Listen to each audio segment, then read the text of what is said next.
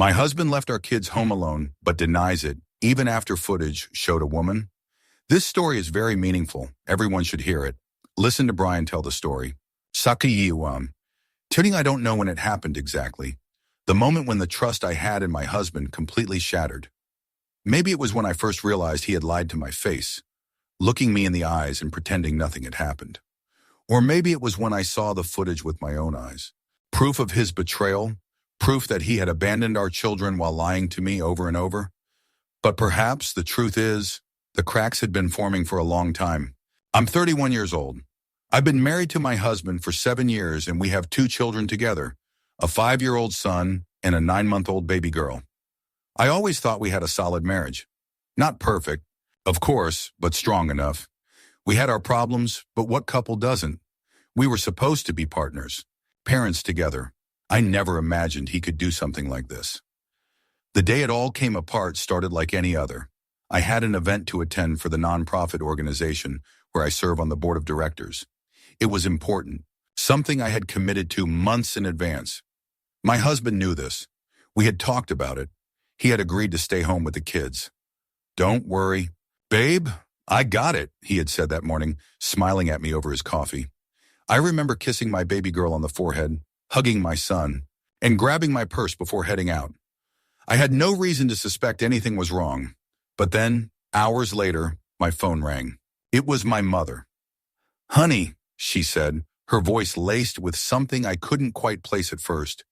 Your son just called me. I frowned, pausing where I stood in the middle of the event hall. Called you? Why? He just wanted to chat, she said carefully. But when I asked him what he was doing, he said he was watching TV with his sister. I still didn't understand at first. Okay. Then I asked him where his dad was. There was a pause, a long, heavy silence where my stomach dropped before she even spoke again. He told me his dad wasn't there. I felt cold all over. Mom, are you sure? I whispered. Sweetheart, I asked him several times. He wasn't scared. He wasn't upset. He just casually said his dad wasn't home. I felt my heartbeat hammering in my ears. Okay, I said, already grabbing my things. Okay, I have to go. I don't even remember saying goodbye to anyone at the event. I don't remember the drive home, except that I kept calling my husband over and over. The first call went to voicemail. The second call, nothing. By the time I was halfway home, he finally answered. Hey, he said like nothing was wrong. Where are you? I demanded, gripping the steering wheel so tightly my fingers hurt. What? I'm at home, he said, casual as ever. Rage burned through me. No, you're not, I snapped. Our son just told my mom that you weren't there. So where were you? Silence, then finally, he must be confused. I couldn't believe what I was hearing. Confused? I repeated, my voice shaking. A 5-year-old doesn't just imagine that his father isn't home. Where were you? He sighed. I was here. Babe, maybe he just didn't see me. I hung up the phone. When I got home, my kids were fine. My son looked up at me from the couch, completely unconcerned, completely unaware of the storm brewing inside me. But I wasn't fine. I stormed into the kitchen where my husband was pretending to do something on his phone. Tell me the truth, I said, slamming my bag onto the counter. Where were you? He didn't even look up. I was home. I stared at him. So, what? Our son just imagined you were gone? He shrugged. Maybe I was in the basement doing laundry. Maybe he didn't hear me. Something in me snapped. I turned and marched down to the basement, yanked open the dryer, and stared at the same load of laundry I had put in the night before. He hadn't done any laundry. I turned back to him, my breath coming in short, sharp bursts. Stop lying to me. He just rolled his eyes. Jesus, you're making such a big deal out of nothing. I couldn't believe what I was hearing. He wasn't even trying to come up with a believable excuse. He was just dismissing me, treating me like I was crazy. My hands were shaking. Do you understand how serious this is? You left our children alone. He scoffed. They were fine. They were fine. The words echoed in my head and I wanted to scream. I didn't know what to do. He wasn't going to admit it. He was just going to keep lying, keep gaslighting me. I felt helpless, lost until I remembered. Our neighbor had a Ring camera. He saw the shift in my face. What are you doing? He asked as I grabbed my keys. I'm going to get the footage.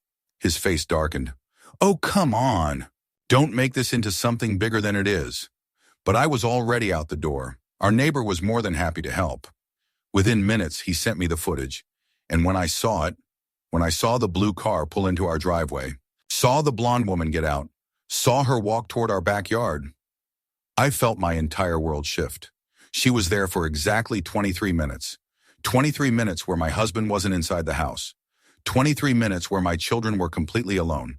When I got back home, I played the footage in front of him. He stared at it. Then finally, he sighed and said, "Yeah, she was here." But I didn't leave. I felt like I was going insane. "You expect me to believe that?" I hissed. "Who is she?" He rubbed a hand over his face. "Just a friend." "A friend?" My voice was shaking. "So you left our kids alone to meet with some friend in the backyard?" He looked away. I wanted to scream. I had all the proof in the world, and yet he still wouldn't tell me the truth. And the worst part? He wasn't even sorry. I didn't know what to do, where to go from here.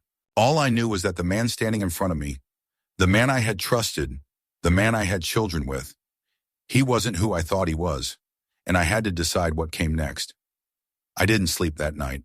Every time I closed my eyes, all I could see was the footage. The blue car pulling into our driveway, the blonde woman stepping out, the way she walked so casually toward the backyard like she belonged there, like she had done this before. Every time I tried to reason with myself, telling myself that maybe I was overreacting, another voice in my head would snap back. He lied to you. He left your children alone. He invited another woman over and hid it from you. I stared at the ceiling, my heart racing, my mind going over every possible explanation, every possible excuse. But there was no way to justify it. There was no logical reason for him to do this, except for the one I didn't want to accept. He was cheating. And worse than that, he had put our kids in danger while doing it. When the sun finally started to rise, I felt like a zombie. My eyes were swollen from crying. My chest ached from holding back screams. I lay in bed staring at the ceiling, listening to the sounds of my husband moving around the kitchen like nothing had happened. Like he hadn't completely destroyed my trust. Like he hadn't left our kids alone and invited a strange woman over. Like he hadn't gaslighted me for days, making me feel like I was crazy. I finally got up when I heard my baby girl start fussing from her crib. I went into her room, scooped her up, and held her tightly against my chest. Her warmth, her little hands gripping my shirt, it was the only thing grounding me. But then my son's voice broke through the moment. "Mommy, are you mad at Daddy?" I froze. I turned to look at him. He was standing in the doorway, his little face scrunched up with worry. I forced a smile, even though I felt like I was dying inside. "Why do you ask, sweetheart?" He shrugged. "You were yelling last night, and Daddy was mad, and you cried." My stomach twisted into knots. I knelt down so I was eye level with him, still holding my daughter against my hip. "Sometimes grown-ups argue, baby, but you don't need to worry about that, okay?" He nodded, but he still looked unsure. "Are you mad at me?" My heart shattered. I pulled him into a hug, holding both of my children tightly. "Oh, baby, no, never. I love you so much." He nodded against my shoulder, but I could feel the tension in his little body. He had felt it. He had seen the shift in the house, the anger in the air. And no matter how much I tried to shield him from it, he knew something was wrong. I wasn't just hurting. My children were feeling it too. I couldn't keep pretending everything was fine. When I walked into the kitchen, my husband was standing at the counter, sipping his coffee, scrolling through his phone like nothing had happened. "Morning," he said casually. I stared at him. His complete indifference made something inside me snap. "How long has this been going on?" I asked. He didn't even flinch. He set his coffee down, sighing dramatically like I was annoying him. "Jesus, are we really doing this again?" I gripped the counter, my knuckles turning white. "Yes, we are. Because you haven't told me the truth." He rolled his eyes. "I already told you she's just a friend. You're blowing this way out of proportion." Rage bubbled in my chest. "A friend," I repeated, my voice shaking. "A friend who you meet in secret? A friend who you bring to our house while I'm gone? A friend who you sneak into the backyard while our kids are alone inside?" His jaw tightened, but still, he refused to answer. I stepped closer. "Do you have any idea what could have happened?" I hissed. "Our kids were alone. What if something had happened to them? What if our baby had choked? What if there was a fire? Do you even care? His face twisted with irritation. Nothing happened, he snapped. You're acting like I left them on the street or something. They were fine. Stop acting like a crazy person. Crazy. He called me crazy. The words hit me like a slap to the face. After everything, after all the proof, all the lies, all the ways he had disrespected me, he still had the audacity to try and turn this around on me. I felt something inside me break. I was done. I exhaled sharply, stepping away from him. Okay, I said, my voice suddenly calm. He narrowed his eyes. Okay, what? I looked at him, really looked at him, at the man I had married, the father of my children. He wasn't who I thought he was. I'm done, I said simply. He let out a humorless chuckle. Yeah, sure, you're just mad. You'll calm down. I shook my head. No, I won't. I turned and walked out of the kitchen. I could hear him calling after me, but I didn't stop. I grabbed my phone, my laptop, and sat down at the table. My hands were shaking as I typed into the search bar. Divorce lawyer near me. He had already left us. Emotionally, mentally, morally, he had abandoned us the second he decided to sneak around and lie. The second he chose his own selfish desires over the safety of his own children. Now it was my turn to leave. The divorce was finalized 6 months later. It wasn't easy. He fought me on everything. Custody, finances, even the furniture. He acted like a victim, telling anyone who would listen that I had overreacted and ruined his life. But the truth always has a way of coming out. The court saw the footage. They heard my testimony. They heard about the day he left our kids alone to sneak around with another woman. They saw how he had no remorse, no regret, only denial and deflection. I was granted primary custody of our children. He got supervised visitation. The house, our house, was sold, and I took my share to start fresh somewhere new. As for him, his life fell apart piece by piece. His mistress?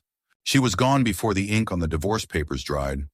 When she realized he wasn't the devoted husband escaping a crazy wife, but rather a selfish man who risked his own children's safety for a fling, she disappeared without a trace. His friends? They started seeing through his lies. His life became a mess of cheap apartments, dwindling finances, and excuses. He thought I would regret leaving. He thought I would struggle without him. But I didn't. I moved into a new home with my kids, a place filled with warmth and love, not secrets and betrayal.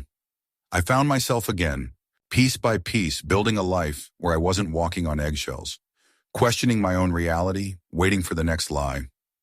The kids thrived. They were safe, and for the first time in a long time, so was I. Sometimes when he calls to check in on the kids, I can hear it in his voice, the regret, the loneliness, the weight of his own mistakes pressing down on him. But I don't feel sorry for him. He made his choices. Now he has to live with them. Life isn't always fair, but karma has a way of balancing things out. He lost everything because he took it all for granted. And I gained everything because I refused to settle for less. If you're reading this, and you're stuck in a situation where someone makes you feel crazy for questioning their lies, trust yourself. You don't need their confession to know the truth. Choose yourself. Choose your peace. Because one day, when you're finally free, you'll look back and realize, the moment you walked away was the moment you won. What do you think? Have you ever been in a situation where someone tried to gaslight you?